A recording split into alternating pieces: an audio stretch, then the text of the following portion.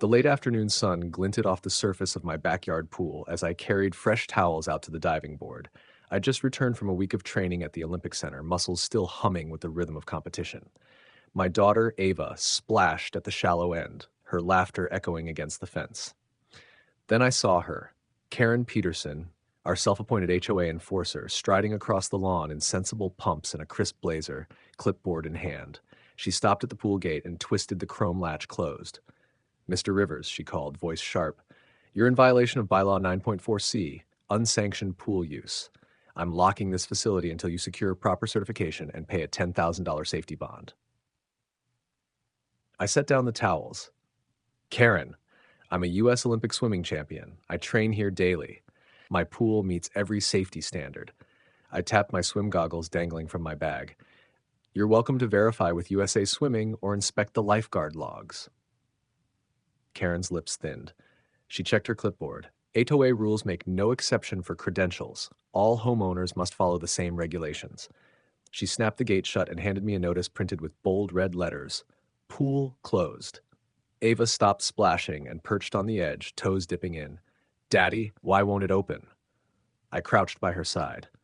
"I'll fix this, sweetheart," I whispered, giving her a quick hug before rising to face Karen again. She shook her head. "You must appear before the board next week. Until then, no one may enter." She turned on her heel and marched back to her car, heels clicking on the patio. I ran a hand through my hair, stunned. My pool was my livelihood. Training, coaching local kids, and even hosting charity swim meets. Blocking it threatened everything I'd built. I glanced at Ava, confusion in her eyes. That evening, I gathered my coaching credentials, pool inspection certificates, and a letter of support from the Olympic Committee. I drafted an email to the HOA board demanding immediate reinstatement of pool access and a public apology. I copied my attorney and President Garcia of USA Swimming. The next morning, neighbors appeared at the fence. Mrs. Ortiz and Mr. Miss Garcia Chen peered in as I unlocked the gate. I explained, "We're open again." The board's legal counsel advised Karen to stand down. They cheered softly and relit the solar pool lights. Ava dove in, and I followed, water enveloping me in cool relief. Later that day, I attended the emergency HOA meeting. Karen stood to speak, but I presented my credentials, the written opinions of federal and state recreational authorities, and a petition with over 50 neighbor signatures. Her face flushed as the board voted unanimously to void her closure order and reprimand her for overreach. Walking home at dusk, Ava held my hand. "Can we swim tomorrow?" she asked. I ruffled her wet hair. "You bet, champ." As I unlocked the gate for us, I felt the water calling. No HOA bylaw and no entitled Karen would ever keep me from my pool again. The next morning, I awoke to the sound of hammering at my pool gate. Through the blinds, I saw Karen Peterson and two handymen installing heavy-duty padlocks and warning signs. My heart sank. I grabbed my credentials and my swim briefcase and strode into the yard. "Karen, what are you doing?" I demanded, voice steady but firm. She folded her arms. "Bylaw enforcement in progress. Until you secure the bond and certification, this pool remains closed."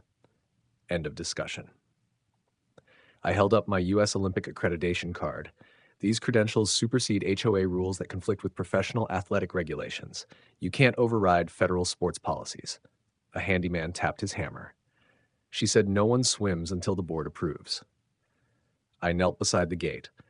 "Those locks violate my property rights and constitute unlawful interference with my livelihood. I coach local swim teams here. You risk a lawsuit." Karen glared. "I have the board's authority." I drew my phone and called my attorney. "Send an injunction request immediately," I said into the speaker. "She's trespassing on professional training grounds." Karen's face flashed with anger. She raised her chin. "Do what you must. The pool stays closed." I ended the call and turned to leave, then paused. I tapped my swim watch and motioned for Karen to follow me. She hesitated but trailed behind as I crossed the pool deck and lifted the skimmer grate. Water level was perfect. I pointed to the tile stamps, National Safety Inspector seal, ADA compliance stamp, and licensed pool facility plaque. I said quietly, "Every required inspection passed. ADA ramps installed. Lifeguard roster filled. I am fully licensed. This facility meets higher standards than the HOA could ever demand." Karen swallowed. She glanced at the inspector's certificates framed on the pool house wall. Her clipboard trembled. I picked up a stopwatch and handed it to her. "Time me. I'll swim a lap. She stared. I slipped into the water and glided through the blue lane, stroke smooth and powerful. When I surfaced, Karen's mouth hung open. I climbed out and offered her the stopwatch.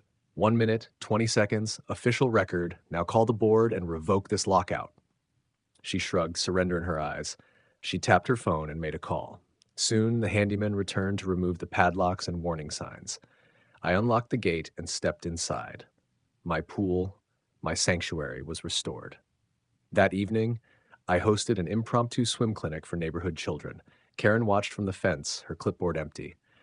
I coached kids through drills, my Olympic medals gleaming in the fading light, laughter and splashes echoed where locks had hissed. As the sun set, I finished the final lap and climbed onto the deck. I saw Karen approach, hesitating at the gate. She held out her clipboard and a single sheet. It read, "Official apology and reinstatement of pool access." I nodded once. "Thank you." She turned and left without another word. I knew our battle was over, and that sometimes a champion's credentials carry more weight than any bylaw. Dawn broke with heavy clouds as I arrived for my solo training session. The pool water rippled under a light breeze. Perfect conditions. I clipped on my goggles and dove in, each stroke cutting through the chill. My coach's voice echoed in my mind, "Control the water, control the race."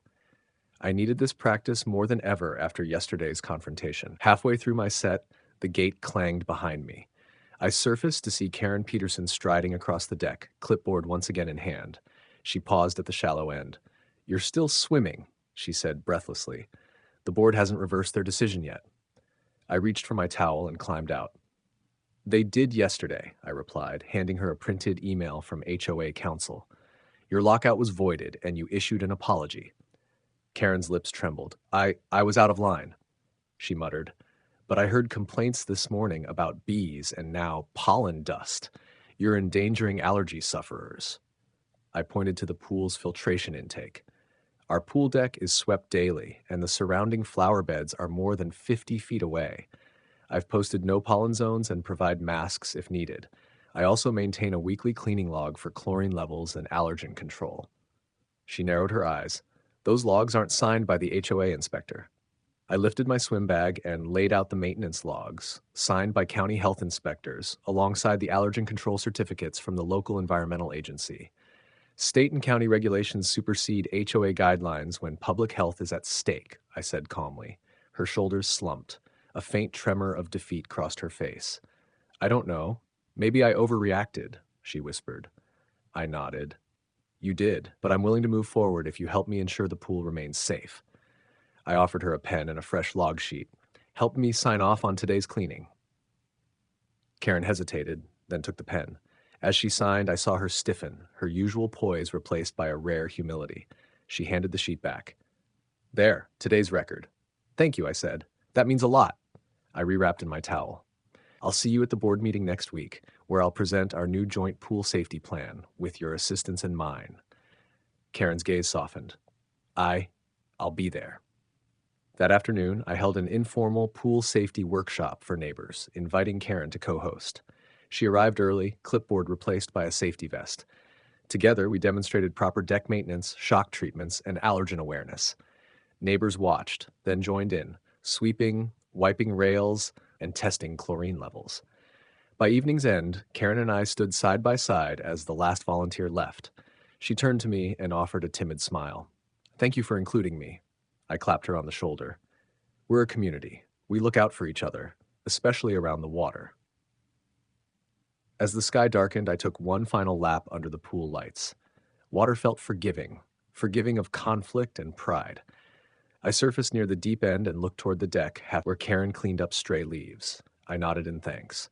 That night, I emailed the HOA board a joint proposal, co-signed by Karen, for a permanent pool safety committee, combining professional protocols and neighbor vigilance.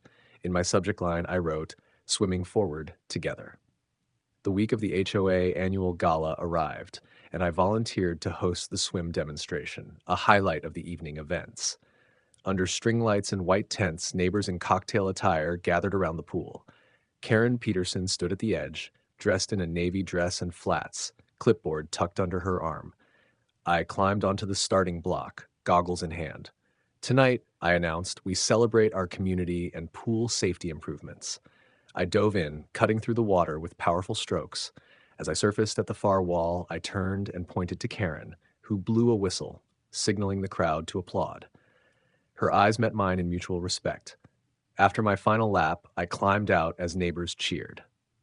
I embraced Ava and our two young swimmers, then stepped aside for Karen. She took a deep breath and addressed the crowd. I apologize for my past actions. This pool is your asset. I'm proud to stand here as a volunteer for the Pool Safety Committee. She handed her clipboard to the gala chair, who hung it on a display board alongside my Olympic medals. Later, I presented Karen with a silver plaque engraved, "For dedication to safety and community unity." Her eyes glistened as she accepted it. We shook hands, the gesture sealing our new partnership. As the fountain lights danced on the water, neighbors sipped punch and shared stories of swim meets and summer barbecues. The pool's gentle lap, lap, lap felt like a heartbeat of our neighborhood, steady, strong, and inclusive. That night, I tucked Ava into bed. "Did you see, sweetie?" I asked.